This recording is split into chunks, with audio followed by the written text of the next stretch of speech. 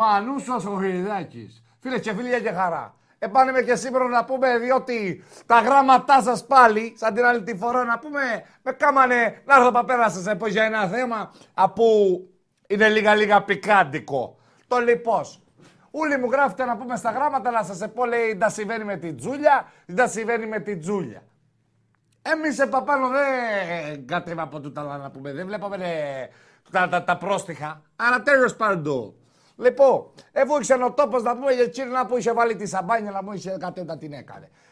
Λογικό δεν είναι. Δηλαδή, ο Ντενοάρος διαβάζουν λιμμυρίες σήμερα τις εφημερίδες και χωρίς την τηλεόραση για την οικονομική κρίση. Είναι λογικό να βγει η άλλη να πούμε να μου είχε τη σαμπάνια που κάνει 500.000 ευρώ, να μου την εκάμει να μου την λερούζεται.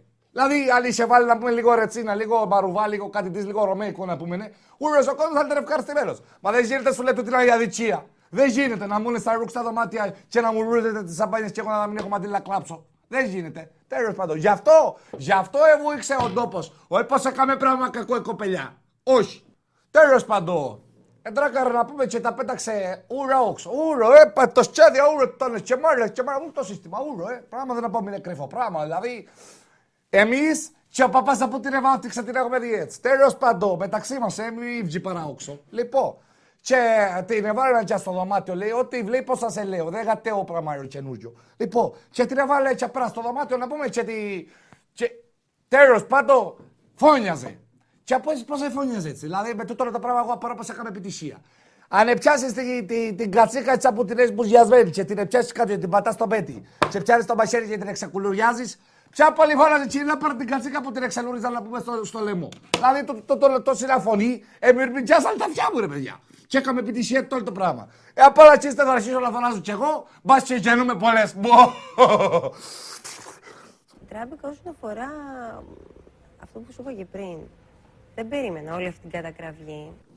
Έτσι ήταν ωραία περίμενες να πούμε. Να βγούμε όξα στα μπαλικόνια να κρεμάσουμε την ελληνική σημαία και να διάσουμε 5-6 κούτες σφαίρες ή να πετάξουμε τις χειροβοβίδες να κάνει πάει τόπος. Ή τα περίμενες, δεν μπορώ να καταλάβω. Ήμουνα ηφαίστειο. Τούτο να κοπέλια ήταν το ηφαίστειο που έσκασε τις προάλλες να πούμε και γέμισε ο τόπος ήρευα και δεν πετούσαν τα σιδερένια τα πουλιά και τα αεροπλάνα. Τούτο ήταν το ηφαίστειο. Η Ντούβρη έκαμε μπα και ίσκασε και γέμισε ο τόπος να πούμε τα σκατατσία στα ατμόσφαιρα και ακόμη δεν πετούν από την Πορτογαλία, τις έχουν αποκλεισμένου. Τέλος πάντων. Εδώ αποκλειστικότητα έμανους Χρυδάκης στο ηφαίστειο. Όφου κοίτα μου με λέει η μοίρα μου να πάθω, να δουν τα περπληρωμάτικά μου, τα θαριασινά μου μάτια. Τούτο είναι το πράγμα. Δηλαδή, ήρα και κάτεχα. Δεν εντράπηκε να πάει να βγάλει τα πατσότσιρα όξο, να μας τα δείξει. Δεν εντράπηκε. Δηλαδή, τούτο να κοπέλια το κρεβάτι από την εργαστόρα να πάνω, τούτο το κρεβάτι ήθελα να πουλήσει πολύ. Να μου το θυμάστε. Τι βρει να έχει τα τσάλι. Άτιμος είμαι και ήταν χτιστό από κάτω το χώρο επειδή το μπουτσίριξε ο άλλος. Τέλος πάντων. Μπορεί κοπελιά να σου κάνω μια ερώτηση. Δηλαδή, έτσι θα το βγάλες έτσι αμολυτά τα φυσεσούρα και εσύ σου ήταν εύκολο. Δηλαδή, ήταν βαθμό δυσκολίας σε εκείνο να μπούκαμες. Τι βαθμό δυσκολίας έχει αυτό που έκανες? Για σε μένα δεν είχε κανένα βαθμό. Ήταν πολύ ευχάριστο. Μου άρεσε και γι' αυτό το έκανα.